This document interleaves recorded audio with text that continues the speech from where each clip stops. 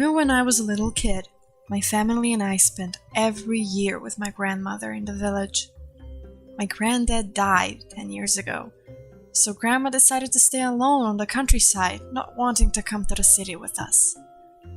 Grandma lived near an old watermill, in which we liked to play games when we were children, but Grandmother only allowed us to play during the day.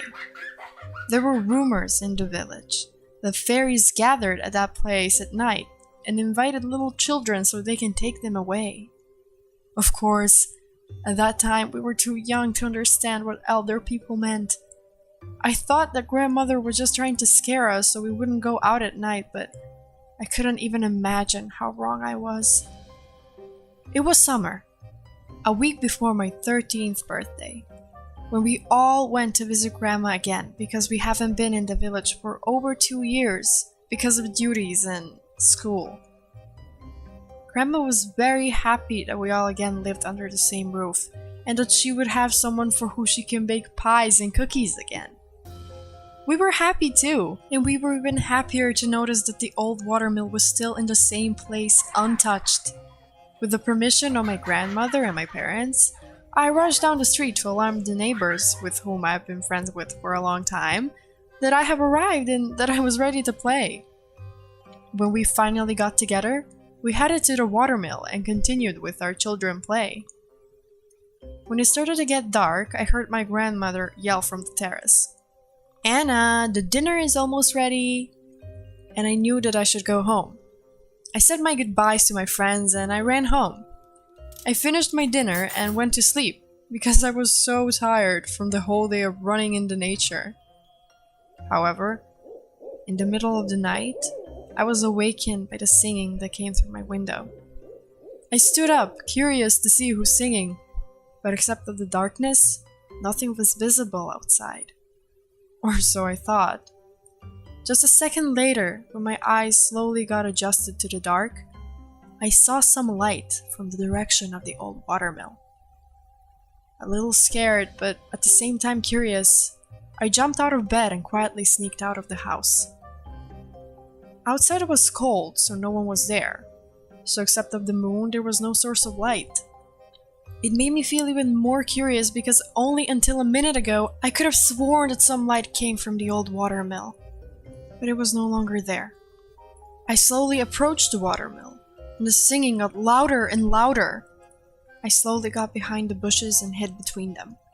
I pushed the branches away, only so that a second later, a circle of girls not older than 20, dancing in white dresses appeared. At that moment, the whole scene seemed so unrealistic to me.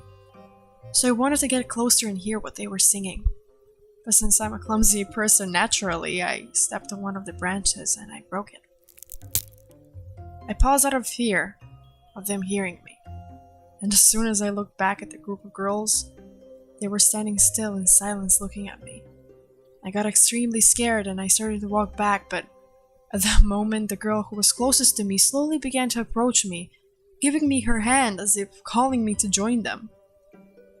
I was even more scared and I wanted to run away, but my body seemed to not react to my commands. And I remained standing in one place looking at them. Then my hand flew towards hers, and when our hands touched, I felt some kind of warmth and security. I wasn't afraid anymore.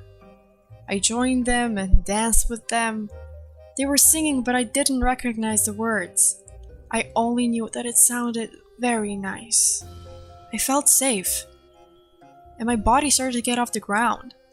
I felt like I was on cloud 9 when, in the distance, through the fog, I heard a deep howl. Then all I could see was darkness.